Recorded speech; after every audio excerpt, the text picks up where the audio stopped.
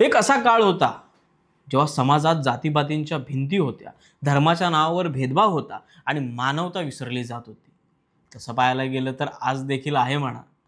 असो, तर अशा वेळी एक तेजस्वी प्रकाश या जगात आला, ज्याने सांगितलं ना कोणी हिंदू ना मुसलमान, सर्व मानव एकच आहे.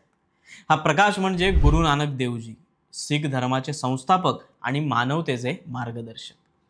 आज आपण जाणून घेणार आहोत त्या महान संताची कथा, ज्यांनी जगाला दिल्या प्रेम, समता, सत्याच्या 5 अनमोल शिकवणी. हा आहे गुरु नानक जयंतीचा विशेष भाग.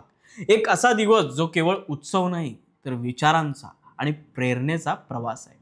नमस्कार, मी मनीष काविणकर तुम्हा सर्वांचं मनापासून स्वागत करतो आजच्या आमच्या विशेष भागात, ज्यात आपण शीख धर्माचे संस्थापक, ज्यांच्या विचारांवर शीख धर्माची स्थापना झाली आहे, ते म्हणजे गुरु नानक देवजी यांच्याबद्दल जाणून घेण्याचा छोटासा प्रयत्न करणार आहोत. हा प्रयत्न आवडला तर नक्की लाईक करा, शेअर करा आणि हो, सबस्क्राईब सुद्धा करा.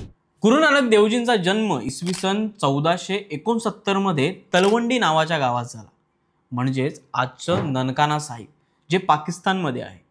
लहानपणापासूनच नानकजींच्या डोळ्यात एक वेगळीच चमक होती. इतर मुलं खेळत असताना ते शांत बसून विचार करत, ईश्वर खरा कोण आहे आणि माणूस माणसापेक्षा वेगळा का, या प्रश्नांची उत्तरे शोधत असत. त्यांचे वडील मेहता कालू आणि आई माता तृप्ता यांनी त्यांना सांसारिक मार्ग दाखवला, पण नानकजींना तर दैवी मार्गच आवडत होता. लग्न झालं, संसार सुरू झाला, पण मन मात्र नेहमीच सत्याच्या शोधात होतं.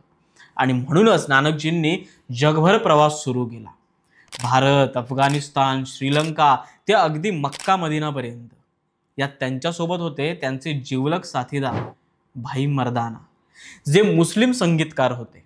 2 धर्मांचे ही 2 माणसं एकत्र फिरत होती आणि जगाला शिकवत होती की प्रेमाचा धर्म एकच आहे.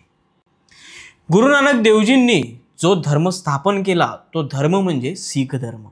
पण त्यांनी कधीही स्वतःचा धर्म श्रेष्ठ मानला नाही. त्यांचं म्हणणं होतं, सत्य, सेवा आणि नामस्मरण हाच खरा धर्म. त्यांच्या शिकवणीवरच पुढे शीख धर्म उभा राहिला. त्यांच्या विचारांवर आधारित 3 मुख्य आजही तत्व शीख जीवनाचा पाया आहेत. 1. नाम जपो, सतत ईश्वराचं स्मरण करा. 2. किरत करो, प्रामाणिकपणे आणि मेहनतीने उपजीविका करा. 3. वंड छपो, आपल्या कमाईतून इतरांसोबत वाटा. परंतु याशिवायही गुरु नानकजींनी जगाला दिल्या 5 अत्यंत गहन शिकवणी, ज्या आजही आपल्या जीवनात मार्गदर्शक ठरतात. सगळ्यात पहिली, सर्व धर्म समान आहेत. ईश्वर एकच आहे, तो कोणत्याही एका धर्मात मर्यादित नाही. गुरु नानकजींनी सांगितलं, ना कोणी हिंदू ना मुसलमान, सर्व एकच आहेत. 2. मानवतेची सेवा म्हणजे देवाची सेवा. त्यांच्या मते गरिबांना अन्न देणं, दुःखितांना आधार देणं म्हणजे देवाची पूजा करणं. यावरच शीख धर्मातील लंगर परंपरेचा पाया रचला गेला, जिथे सर्व धर्मातील लोक एकत्र बसून जेवतात. 3. स्त्री पुरुष समानता. ते म्हणाले, स्त्रीचा अपमान करणारा देवाला ओळखू शकत नाही. तीच तर जीवनाची जननी आहे. त्या काळी ही विचारधारा खूप क्रांतिकारक होती. 4. आहे प्रामाणिक मेहनत आणि सत्याचा मार्ग.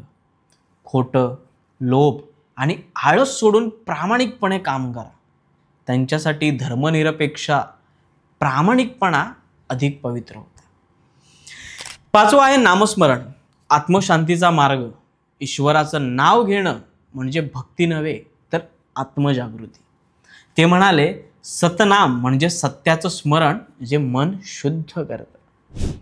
1539 मध्ये कर्तारपूर येथे त्यांनी देह सोडला, पण त्यांचे विचार आजही प्रत्येक गुरुद्वारात, प्रत्येक लंगरात आणि प्रत्येक प्रेमळ हृदयात जिवंत आहेत.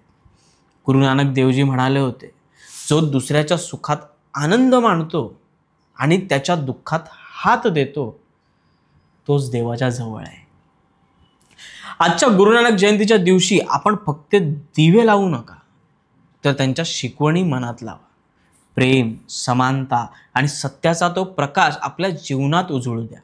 आणि ही ओळ नेहमी लक्षात ठेवा, एक ओंकार सतनाम करता पुरक निर्भव निर्वैर, म्हणजेच ईश्वर एकच आहे, सत्य त्याचे नाव आहे. तर मग मंडळी, कशी वाटली आजची माहिती? आवडली असेल तर आठवणीने लाईक, शेअर आणि हो सबस्क्राईब नक्की करा. आणि कमेंट करून कळवा तुम्हाला पुढची माहिती कोणाबद्दल जाणून घ्यायची आहे ते. तोपर्यंत आम्ही लागतो पुढच्या भागाच्या तयारीला. तुम्ही काही ना काहीतरी वाचत राहा, कारण वाचाल तर वाचाल